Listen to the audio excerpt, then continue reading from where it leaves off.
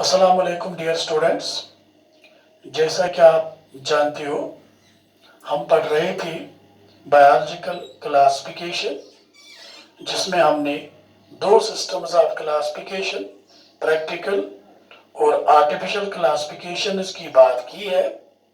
आज हम इस लेक्चर में बेटे बात करेंगे रिगार्डिंग नेचुरल क्लासिफिकेशन, जो बहुत इंपॉर्टेंट है आपके एग्जाम्स के लिए।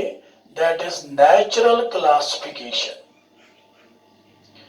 नेचुरल क्लासिफिकेशन बेटा, दिस नेचुरल क्लासिफिकेशन आप नेचुरल सिस्टम ऑफ क्लासिफिकेशन भी लिख सकते हो।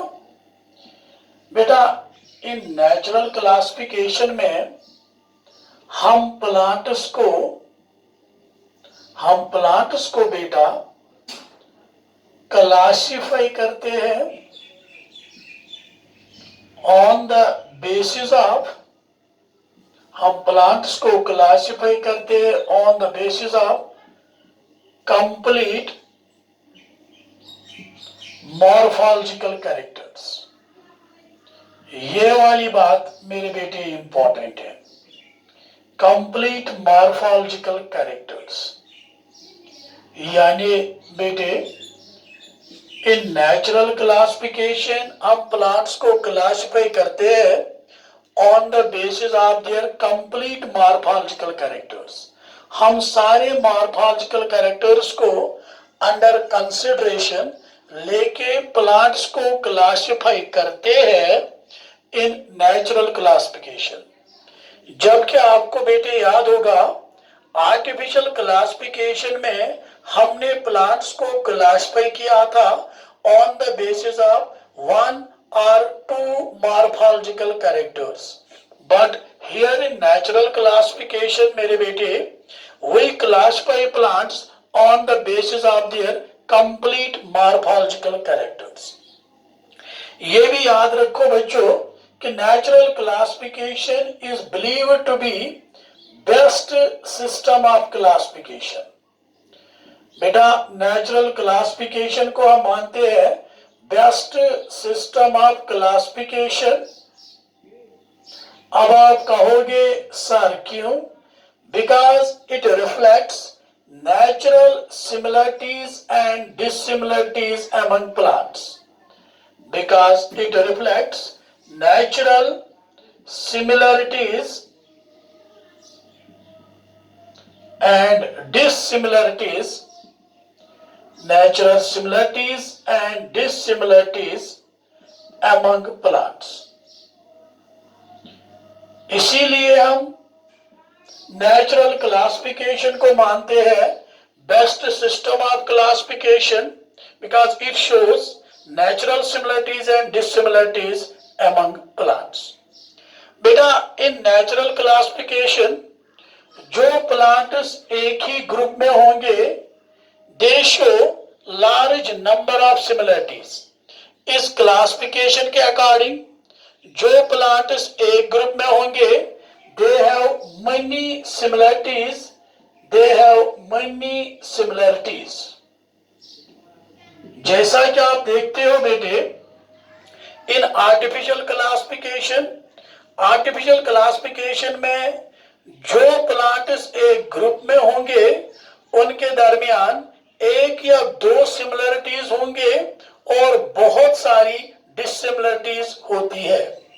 But in natural classification which is believed to be the best classification, जो प्लांट्स एक ग्रुप में होंगे उनमें बहुत सारी सिमिलरिटीज होती है। बेटा, first natural classification for plants, first natural classification for plant जो है उसको दिया है बेटा शिम्पर एंड इचलर ने। बेटा, first natural classification for plants को दिया है शिम्पर एंड इचलर ने, एंड फॉर एनिमल्स दी है लीनियस ने। ये बात मेरे बेटे याद रखना कि first natural classification for plants को दिया है बेटा, जिससे हम कहते हैं शिम्पर एंड इचलर ने, एंड फॉर एनिमल्स को दिया है बेटे लीनियस नेम। बेटा आगे बढ़ते हैं, थोड़ा ध्यान रखिएगा मेरे बेटे कि ये जो नेचुरल क्लासिफिकेशन है, नेचुरल क्लासिफिकेशन ये दो तरीकों की हो सकती है, दो टाइप्स की हो सकती है।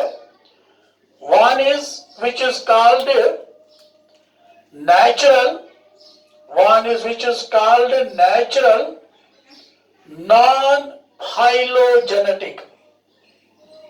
एक को हम कहते हैं बेटे नेचुरल नॉन फाइलोजेनेटिक, और दूसरे को हम कहते हैं मेरे बेटे natural phylogenetic. Natural non phylogenetic and natural phylogenetic.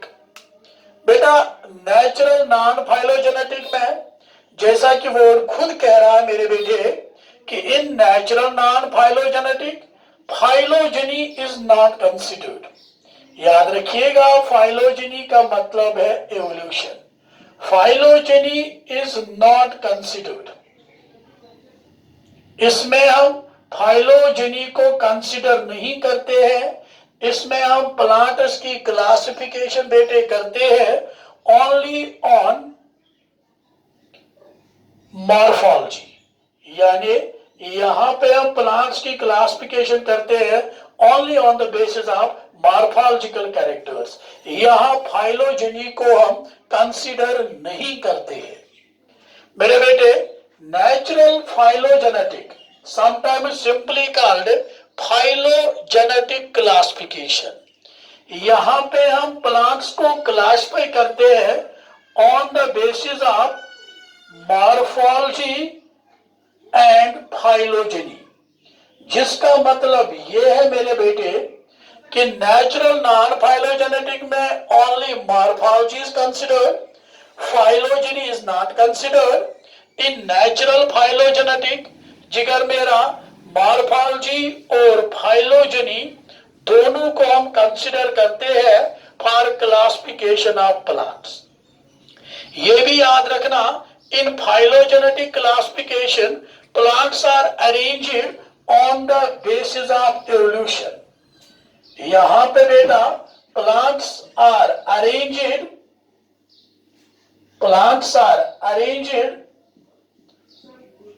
on the basis of evolution। in natural phylogenetic जहां पे हम फाइलोजेनी को कंसिडर करते हैं, here plants are arranged on the basis of evolution। बेटा ये भी याद रखना कि फाइलोजेनी हम इस वाली में कंसिडर करते हैं और यहां पे हम फाइलोजेनी नहीं कंसिडर करते हैं। बेटा याद रखना टर्म फाइलोजेनी को दिया है लेमार्क ने। लेमार्क ने दिया है मेरे बेटे टर्म फाइलोजेनी को, और जो डिटेल्स ऑफ फाइलोजेनी है उनको दिया है डार्विन ने in his book origin of species, जो उस टाइम की बहुत फेमस बुक थी। उसी बुक में डार्विन ने फाइलोजेनी की डिटेल्स दी है।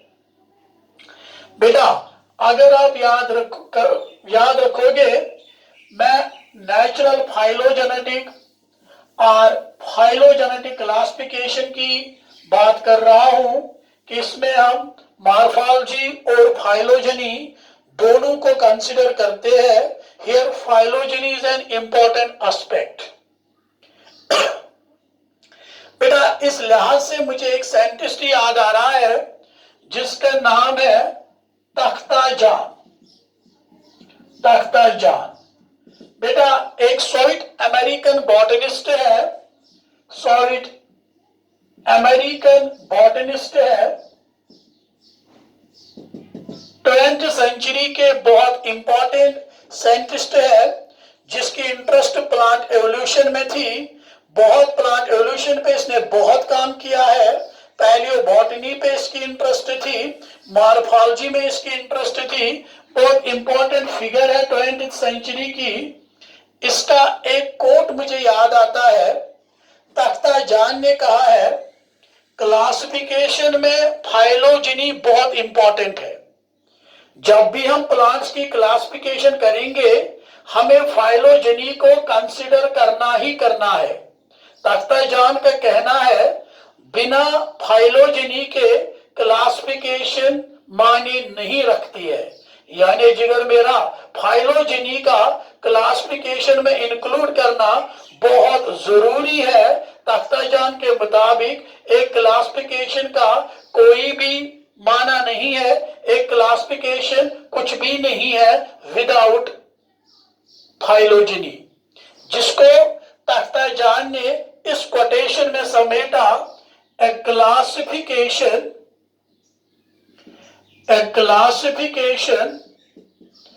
without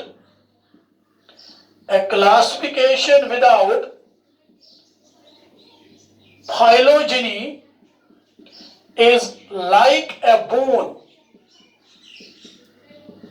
without flesh। यहां से आपको अहमियत पता चलेगी फाइलोजेनी की in classification in the words of Takhtajan कि क्लासिफिकेशन विदाउट फाइलोजेनी, एक वो क्लासिफिकेशन जिसमें आप फाइलोजेनी कंसिडर नहीं करोगे उसकी कदर वही है, is like a bone without flash. ये तख्ताजान की कोटेशन है। तो जिगर मेरा बहुत बार कॉम्पिटिटिव एग्जाम्स में ये कोटेशन आई है और पूछा गया है इस कोटेशन को किसने कोट किया। तो मेरे बेटे याद रखना कि इस कोटेशन को कोट किया है तख्ताजान ने। बेटा एक और चीज यहां पे मुझे याद आ रही है वो ये है कि जो क्लासिफिकेशन प्लांट्स को दी है Bentham, George Bentham and Hooker ने, बेंथम एंड हुकर क्लासिफिकेशन। बेटा जो बेंथम एंड हुकर ने क्लासिफिकेशन प्लांट्स को दी है वो क्लासिफिकेशन भी नेचुरल है, that's a natural classification. Bentham and Hooker ने बेटा सीड प्लांट्स जिनको जिगर मेरे हम कहते हैं सुपरमेटोफाइटा, मेरे बेटे याद रखना कि बेंथम एंड हुकर ने क्या काम किया है, उसने जो सीड प्लांट्स है सुपरमेटोफाइटा उनको उसने क्लासिफाई किया है। इस डिवीजन को, डिवीजन सुपरमेटोफाइटा को उसने क्लासिफाई किया है into 3 classes. Bentham and Hooker ने सीड प्लांट्स को 3 क्लासेस में मेरे बेटे डिवाइड किया है। Number 1 class dicotyledonae, number 2 class gymnospermae, number 3 class monocotyledonae. बेटा यही मैं कह रहा हूं कि बेंथम एंड हुकर की क्लासिफिकेशन जो बिगेस्ट क्लासिफिकेशन मानी जाती है, जो बड़ी क्लासिफिकेशन है, जो नेचुरल क्लासिफिकेशन है, वो बेंथम एंड हुकर ने सीड प्लांट्स को 3 क्लासेस में, इन्हें डिवीजन सुपरमेटाफाइटा को 3 क्लासेस में डिवाइड किया है, डाइकोटिलिडियानी, जिम्नोस्पर्मी एंड मोनोकोटिलिडियानी। बेटा अगर आप याद रखोगे इन डाइकोटिलिडियानस को फर्दर डिवाइड किया 165 फैमिलीज में, 165 फैमिलीज में। जो जिम्नोस्पर्म्स है इनको फर्दर डिवाइड किया है मेरे बेटे 3 फैमिलीज में, और जो मोनोकोटिलिडियानस है इनको डिवाइड किया है मेरे बेटे 34 फैमिलीज है। कुल मिला के बेंथम एंड हुकर क्लासिफिकेशन में बेटा 202 फैमिलीज है। कभी कभी आपके कॉम्पिटिटिव एग्जाम्स में ये क्वेश्चन भी आता है कि बेंथम एंड हुकर क्लासिफिकेशन में कितने फैमिलीज है। याद रखना 202 फैमिलीज है। बेटा इस क्लासिफिकेशन की बहुत सारी इंपॉर्टेंसेस भी है। बेंथम एंड हुकर क्लासिफिकेशन की बहुत सारे मेरिट्स भी है और कुछ डिमेरिट्स भी है। पहला मेरिट जो बेंथम एंड हुकर क्लासिफिकेशन का है बेटे, वो ये है कि ये नेचुरल क्लासिफिकेशन है। ये नेचुरल क्लासिफिकेशन है, ये इसका मेरिट है। दूसरा मेरिट ये है कि this classification is mainly based on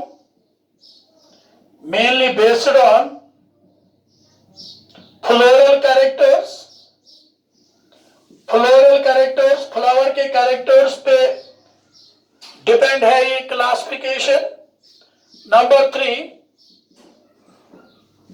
simplest classification है। एक और मेरिट इसका है, आज भी हम बेटा हर्बेरियम को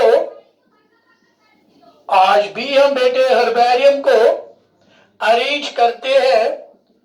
we arrange herbarium sheets according to Bentham and Hooker classification. आज भी बेटा हम हर्बेरियम शीट्स को बेंथम एंड हुकर क्लासिफिकेशन के अकॉर्डिंग ही अरेंज करते हैं। लास्ट ईयर आपके 11th में यही क्वेश्चन आया था, merits of Bentham and Hooker system of classification.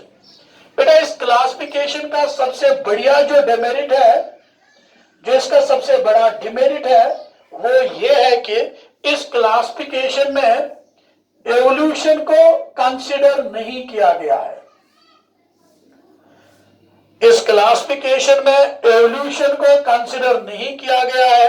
Evolution is not considered, क्योंकि जैसा कि आप देखते हो तब this is natural non phylogenetic because evolution is not considered. जिगर मेरे, अगर आप देखोगे मैंने कहा कि इनको डिवाइड किया गया सीड प्लांट्स को 3 क्लासेस में। पहले मैंने बोला डाई कॉटलिडियानी, फिर मैंने बोला बेटा जिम्नोस्पर्मी, फिर बोला मैंने मोनोकॉटलिडियंस। लेकिन एवोल्यूशन के हिसाब से पहले होने चाहिए थे जिम्नोस्पर्म्स, फिर होने चाहिए थे डाइकॉट्स और फिर होने चाहिए थे मोनोकॉट्स। लेकिन अरेंजमेंट ये है, जिसका मतलब ये है बेटा कि यहाँ पे एवोल्यूशन को कंसिडर नहीं किया गया है, जो इस क्लासिफिकेशन का सबसे बड़ा डिमेरिट है। तो बेटा ये था रिगार्डिंग नेचुरल क्लासिफिकेशन। लास्ट पे थोड़ी सी बात हम करेंगे। Last type of natural classification को ही हम बेटा कभी कभार कहते हैं क्लाडिस्टिक क्लासिफिकेशन। लास्ट पे हम बेटा बात करेंगे number 4 phenetic classification are also called numerical classification। तो मेरे बेटे इन phenetic classification और numerical classification plants are classified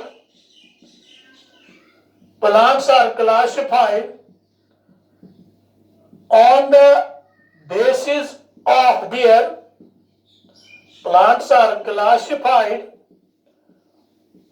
basis of their similarities and dissimilarities। इस क्लासिफिकेशन में हम प्लांट्स को क्लासिफाई करते हैं on the basis of their similarities and डिससिमिलरिटीज।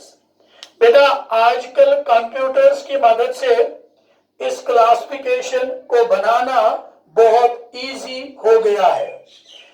हम जो भी ऑब्जर्वेबल कैरेक्टर्स है, जो भी प्लांट का ऑब्जर्वेबल कैरेक्टर है, जो कैरेक्टर भी हम ऑब्जर्व करते हैं, उन सारे कैरेक्टर्स को कंसीडर करके हम फिनेटिक क्लासिफिकेशन बनाते हैं। बेटा इस क्लासिफिकेशन में हर कोई कैरेक्टर कंसीडर किया जाता है। हर किसी कैरेक्टर को एक पर्टिकुलर नंबर मिलता है, एक पर्टिकुलर कोड मिलता है। फिर डेटा तैयार होके कंप्यूटर्स की मदद से प्रोसेस करके ये क्लासिफिकेशन तैयार होती है। बेटा इस क्लासिफिकेशन की सबसे बड़ी खूबसूरती ये है कि इस क्लासिफिकेशन में हर किसी कैरेक्टर को प्रेफरेंस दी जाती है। Each and every character is considered. Each and every character is considered. हम हर किसी कैरेक्टर को कंसिडर करते हैं, हम हर किसी कैरेक्टर को प्रेफरेंस देते हैं। जबकि अगर आप बाकी क्लासिफिकेशंस में देखोगे, अभी नेचुरल क्लासिफिकेशन की बात चल रही है थी, उसमें हमने फ्लोरल कैरेक्टर्स को ज्यादा तरजीह दे दी, फ्लोरल कैरेक्टर्स को ज्यादा इंपॉर्टेंस दे दी as compare to vegetative characters. मगर इस फिनेटिक क्लासिफिकेशन या न्यूमेरिकल क्लासिफिकेशन की बेटे ये खूबसूरती है कि हर किसी कैरेक्टर को इंपॉर्टेंस मिलती है। बेटा this was all about biological classifications. Thank you.